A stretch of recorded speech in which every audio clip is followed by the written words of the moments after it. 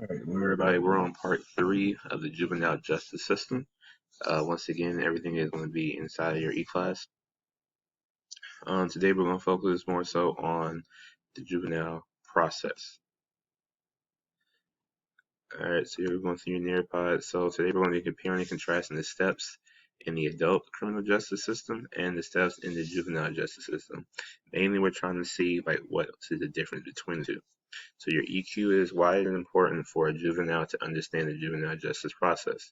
And you should be able to compare and contrast the steps in the adult criminal justice system and the juvenile justice system. All right, so first thing we want to look at the pie chart on the left.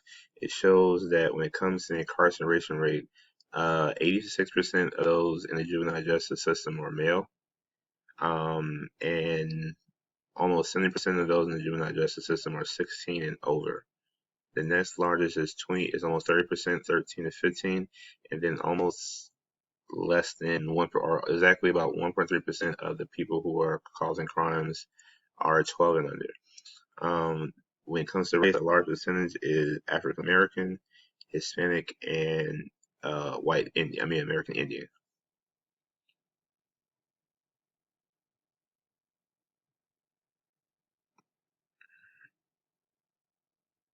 All right, so activating activity. It says read a short passage below courts and answer the following questions on the next slide.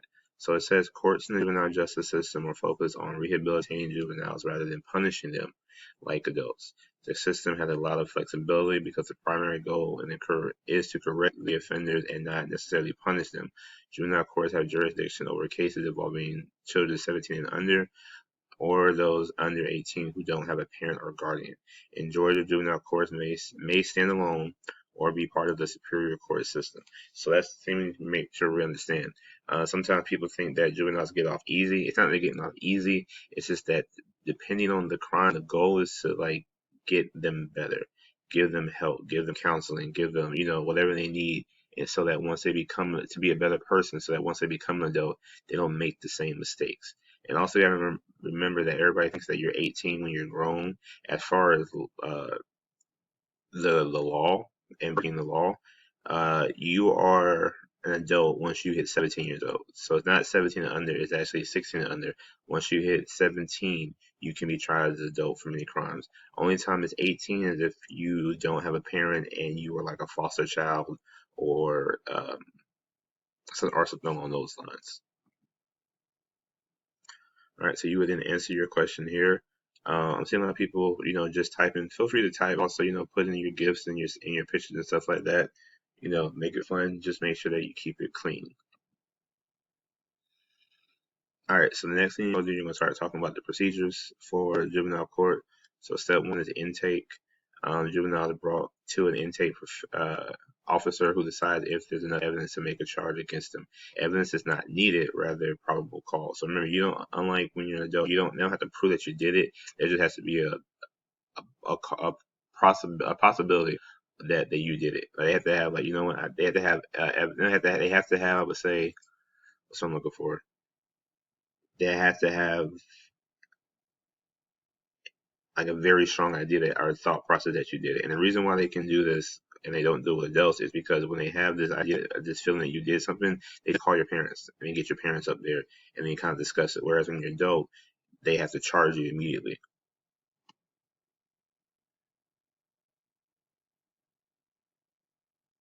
All right. So for here, there will be up here. It will take you through the rest of them. So you have intake officer, you have the release or detain. So after they intake you, they would decide whether to charge you. You're either released to your parents or you are kept. Um, then you have informal adjustment. So for minor charges, if the juvenile pleads guilty, the judge will sentence the juvenile to probation and community service. So that'd be things like curfew or truancy, stuff like that. You might get probation. Or you have an editorial hearing. The trial for juveniles, the judge determines the juvenile's guilt or innocence after evaluating evidence and witnesses. So basically, that's the same as going to a trial, except you don't have a jury.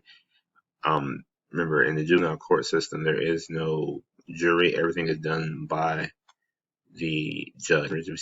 Reason why we said that was before was because a lot of times um, juveniles can get their records expunged or sealed or closed, where if somebody were going for a job interview or going for college applications, stuff like that, they can't see it because you've proven that you've done the things that have been asked of you to be a better individual. And if there's a jury involved, it kind of makes it hard for you to do that because you know they might not be able to see your case file, but they might have been inside the court inside the room as a jury. But anywho, disciplinary hearing. So judge determines the punishment. The judge rules on the juvenile's punishment, which can include boot camp, probation, youth detention center, fines, restitutions, and or mandatory counseling and school attendance. And an appeal, the juvenile can appeal the ruling if there is enough evidence to prove that they were innocent. All right, so you're going to read through this, analyze it, and you're going to put your answer here. All right, so step 2, like I said, we just kind of went through the steps, but it's basically what it's going to do is take you through every step, you a little more understanding. I would suggest that you have a sheet of paper and that you're summarizing these things. Remember, a lot of times we give you exactly what the AKS states, but you don't have to memorize it word for word. It's actually better if you rewrite them in your own words.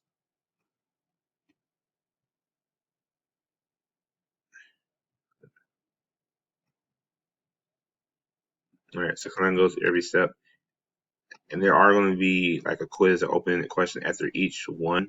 I'm going to take the combined quiz grade. Don't freak out. You can always if you don't understand the question, you can always go back to the slide before to get your information. The reason why we're doing like a question after each or a quiz or a quote unquote quiz after each one is just so that we make sure that you understand what we're talking about.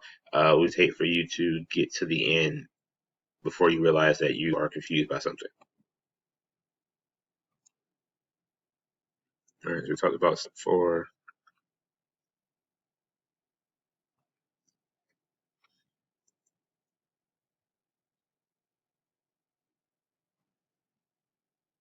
We talked about the appeal. All right, so this is one I really want you all to make sure that you go through. And if you don't do well the first time, I would say go back one. They can go back to it so it resets and then try it again. So basically, if you can understand this part here, then you should be good on the AKSs because really this kind of tells you, what is each step. Um, Honestly, if you can remember what the appeal is, what the intake officer is, if you can remember these vocabulary words, it makes it easier in their definitions. It makes it easier for you to understand uh, the order in which they go into because they start to make sense. Like for instance, you can't have an appeal before you have all these other things. So once you understand what the appeal is, obviously the appeal goes last. Okay. Same thing for intake officer and stuff like that. Like as you go through it, the things start to make more sense. All right, and this is the last part. But don't worry about this as much. It's kind of giving you just a background. But we're going to focus more on AKS 46D tomorrow. But it's just kind of show you the difference. So we talked about the juvenile court system. The adult court system, instead of having, intake, you have an arraignment. So they have like 24 to 48 hours to arrest you once they detain you. Um, if you go to, in front of a judge, they potentially will give you the option of, giving you bail. They have a commitment hearing, grand jury. That's when they that's when they determine if you're guilty or not guilty before going to court.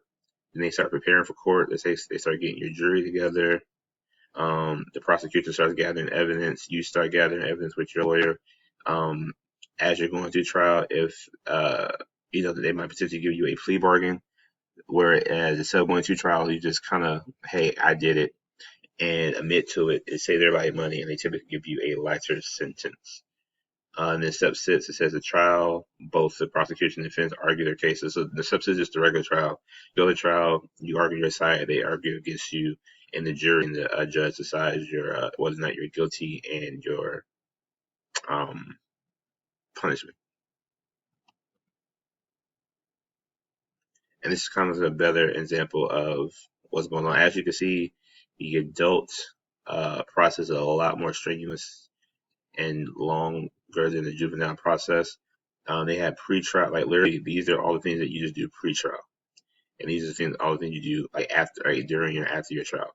And the reason why these are so different, this one, remember, the juvenile court system is to help rehabilitate and to get minors the help they need. It's not much about punishment as it is just giving them the help. This over here, you depending on your crime, you can get help and stuff like that.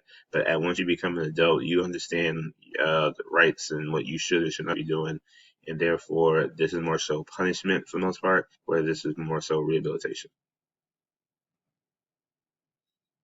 All right, and then you have your last open-ended question at the end using this right here. One thing that I did want to let you all know is that for those of us who enjoy talking, feel free to use. Sorry, I gotta find my. Feel free to use the audio portion of your. Sorry, where go? There we go.